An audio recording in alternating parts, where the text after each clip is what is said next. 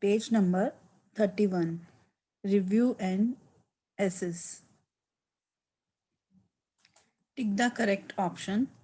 Question number 1. Retina is a part of the eye, ear and nose. And the answer is eye. Then number 2. How many bones are there in an adult's body? 206, 300 or 200? Answer is 206. Then third one, a woodpecker builds its nest in. woodpecker जो एक पक्षी है वो अपना nest कहाँ बनाता है? Grass में, वाटर और trees. And the right answer is trees. crocodile is a bird, farm animal or reptile? Answer is reptile. Crocodile is a reptile. Then dinosaurs are extinct, endangered और living. extinct means जो लुप्त हो चुके हैं, endangered means जो खतरे में है और living means जो जिंदा हैं. dinosaurs are extinct. Answer is right option is extinct. Then number 6. Eco-friendly. Eco-friendly cars run on petrol, which is unleaded, leaded or jelly, and the right option is unleaded. Then seventh one is one way of reducing air pollution is through littering, carpool or smoking, and the right option is carpool. means एक person अगर गाड़ी में है तो वो अपने साथ 4 और पर्सन्स को लेकर जाए. That is called carpool. Then number 8, dash regions often have polluted air. Hilly regions, polar regions or industrial regions? Answer is industrial. Then number 9, which living bird lays the world's smallest egg? कौन सी ऐसी bird है जो सबसे छोटे अंडे देती है? Answer is hummingbird. Option थे hummingbird, hornbill and woodpecker, and the right answer is hummingbird. Then which animal can look in 2 directions at the same time? ऐसा कौन सा एनिमल है जो एक साथ 2 डायरेक्शंस में देख सकता है? That is cameleon, snake or tortoise, and the right option is cameleon. First, retina is a part of the eye. Then second one is how many bones are there in an adult's body? Answer is 206. Then third one is a woodpecker builds its nest in trees. Then crocodile is a reptile. Then fifth one is dinosaurs are extinct.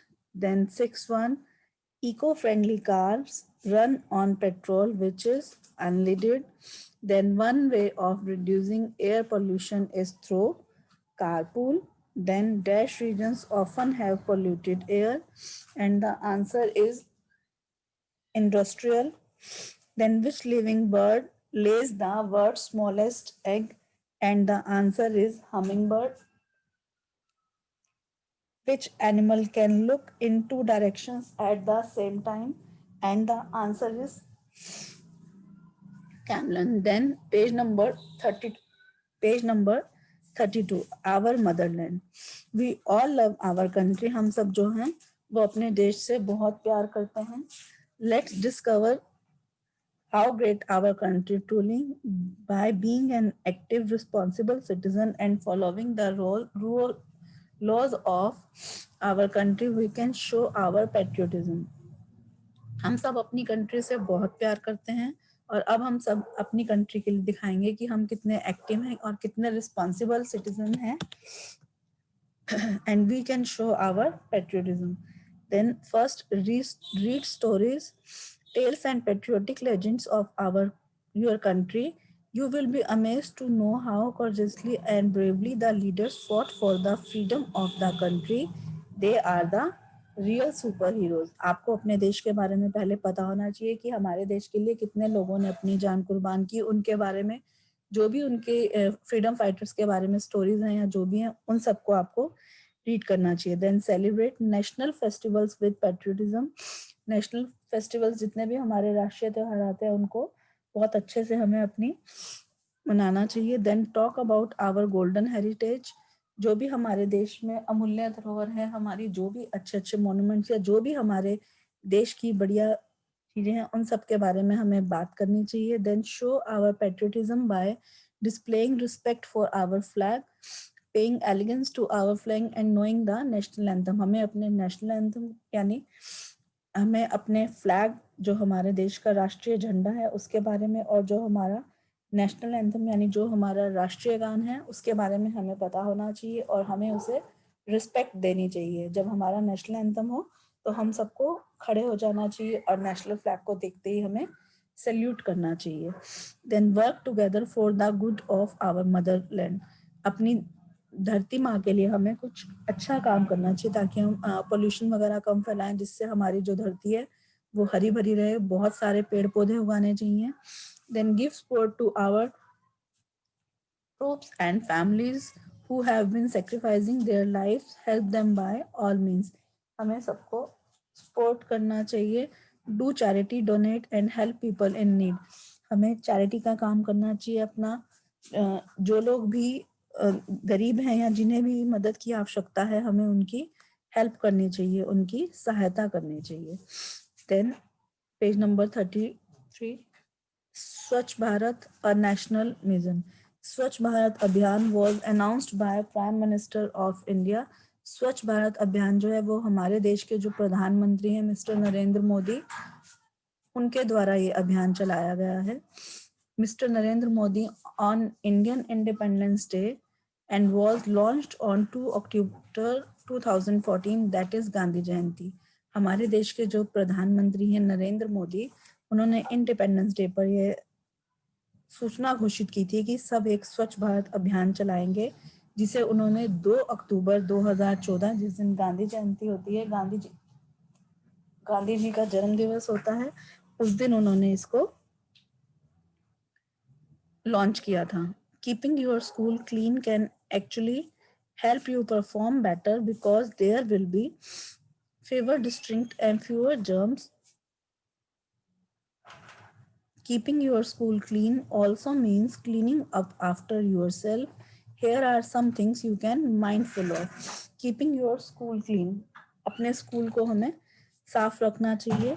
Perform better. सबसे पहले हमें अपने school को, अपने घर को और अपने आसपास की जितनी भी जगह हैं उन सबको हमें साफ सुथरा रखना चाहिए. Keeping your school also means cleaning up after your self.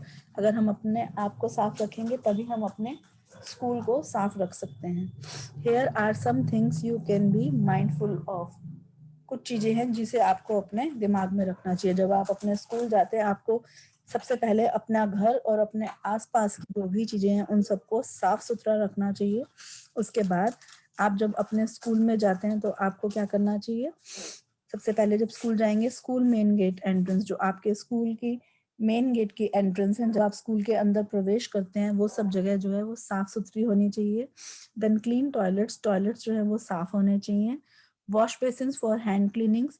जहाँ पर आप खाना खाकर या फ्रेश होकर हाथ वगैरह धोते हैं, वॉश बेसिन्स, वहां पर भी साफ सुथरा होना चाहिए. Drinking water tank. जितने भी पानी पीने वाली जगह हैं वो सब साफ होनी चाहिए. Then bins in school and classroom. जितने भी कचड़े के डब्बे हैं आपकी क्लास में या फिर आपके स्कूल में, जो भी ग्राउंड में या कहीं भी ऐसे कचड़े के डिब्बे हों वो सब भी साफ होने चाहिए. Then school canteen. और स्कूल कैंटीन भी साफ सुथरी होनी चाहिए. ऐसा नहीं कि कुछ भी खाया और वहीं कैंटीन में या उसके आसपास बाहर ही सब कुछ फेंक दिया. प्रॉपर डस्टबिन के अंदर हमें कूड़ा डालना चाहिए. कहीं भी खाते हुए कुछ भी पैकेट खाए और ये नहीं कि स्कूल के बाहर से निकले और बाहर ही फेंक कर चले गए, नहीं, हमेशा डस्टबिन का ही प्रयोग करना चाहिए. उसके बाद जब अपने हाथ धोए तो वहां पर वॉश बेसिन्स और जितना पानी पीने की जगह है उन सबको भी साफ रखना चाहिए. उसमें कुछ भी गंद नहीं फेंकना चाहिए, कोई कागज या कुछ भी ऐसा नहीं फेंकना चाहिए ताकि वो चीजें साफ रह सके. और स्कूल कैंटीन, जो आपकी स्कूल की कैंटीन है, उसे भी साफ सुथरा रखना चाहिए. जब भी आप वहाँ कुछ खाने का सामान लें तो खाकर और जो भी उसका कूड़ा हो उसको डस्टबिन में थ्रो करें. Then go the extra mile to keep your school clean. PM Modi argues everyone to spend 2 hours every week towards cleanliness. जो हमारे प्राइम मिनिस्टर हैं, प्रधानमंत्री हैं हमारे नरेंद्र मोदी जी, उन्होंने सबसे क्या कहा है कि हमें हर हफ्ते में 2 घंटे ऐसे देने चाहिए जिससे हम पूरा साफ सफाई रख सकें, सब कुछ साफ सुथरा रख सकें. On 2 October, he himself went out with a broom and contributed towards this first task. Let us walk shoulder to shoulder in our quest to create a clean India.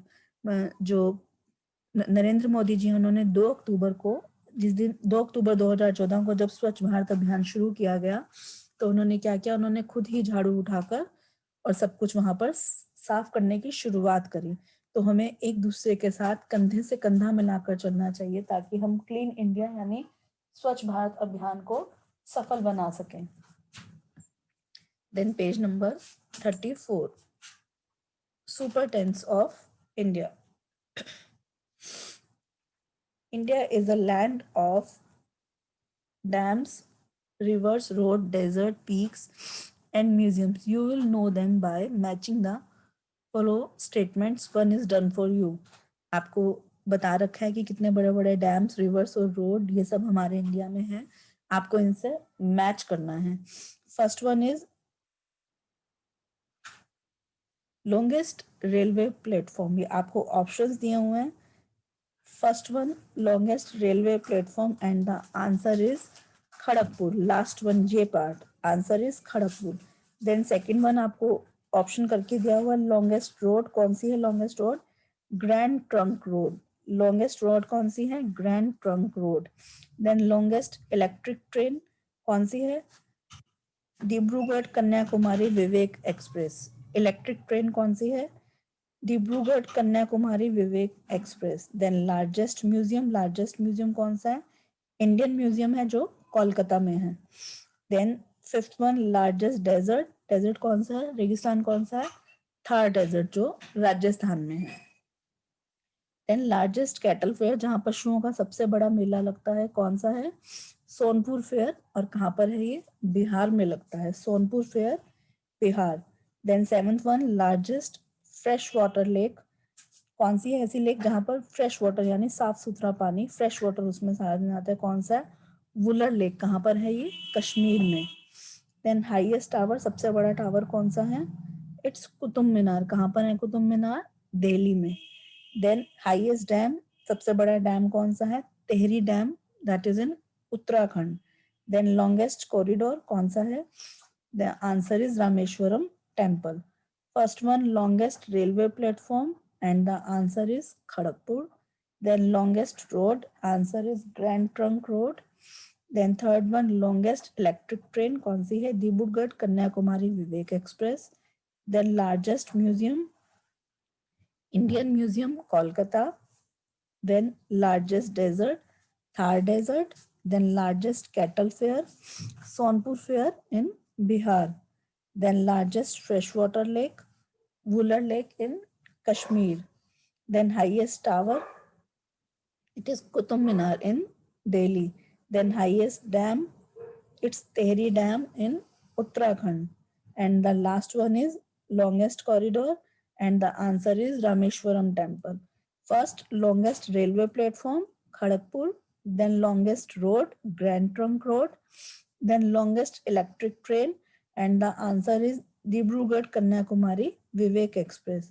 Then largest museum and the answer is Indian Museum in Kolkata. Then largest desert, it's Thar Desert in Rajasthan. Then largest cattle fair, it's Sonpur Fair in Bihar. And the seventh one is largest freshwater lake and the answer is Wular Lake. Then number 8, highest tower, it is Qutub Minar. Then number 9, highest dam, कौन सा highest dam? Tehri Dam in Uttarakhand. Then last one is longest corridor and the answer is Rameshwaram temple. Then page number 35. Indian dances. India is a land of varied cultures and traditions. It has a lot of offer in terms of dance and music. India में जो है बहुत सारी तरह के dances हैं, बहुत सारी तरह के डांस फॉर्म्स हैं। Find the correct answers to the following questions from the given clue box. आपको नीचे यहाँ क्लू बॉक्स दिया हुआ है, आपको इसमें से फाइंड आउट करके आंसर्स लिखने हैं कि कौन सी डांस फॉर्म है। First one is what is the stick dance in Gujarat known as? Gujarat का ऐसा कौन सा डांस है जो डंडे लेकर, स्टिक्स लेकर डांस किया जाता है? And the answer is dandiya. What is the stick dance in Gujarat known as? Answer is Dandiya. Then second one, which folk dance of Punjab performed during almost all festivities is marked with vigorous dance and drum beats. Punjab का ऐसा कौन सा folk dance है जो हर जगह perform किया जाता है, ड्रम बीट्स के साथ परफॉर्म किया जाता है? And the answer is bhangra. Then, what has been the organ of most classical dances of India? And the answer is temple dance. Then fourth one, which state does the Odissi dance belongs to? Odissi dance कौन से state से belong करता है? It's Odisha. Then fifth one, which dance is exclusively performed by women in Kerala? कौन सा dance है जो केरला की women perform करती हैं? It is Mohinittam. Then sixth one, what is Ras Leela? Ras Leela क्या है? It is Manipuri dance. Then last one, which folk dance shares its name with that of a festival? And the answer is Bihu in Assam. First one, what is the stick dance of Gujarat known as? It is Dandiya. Then second one, which folk dance of Punjab performed during almost all festivities is marked with vigorous dance and drum beats? And the answer is Bhangra. Then what has been the origin of most classical dances of India? And the answer is temple dance. Then fourth one, which state does the Odissi dance belongs to? And the answer is Odisha. Then fifth one, which dance is exclusively performed by women in Kerala? It's Mohinittam. Then sixth one, what is Ras Leela? What is Ras Leela? And the answer is Manipuri dance. Then seventh one, which folk dance shares its name with that of a festival? And the answer is Bihu.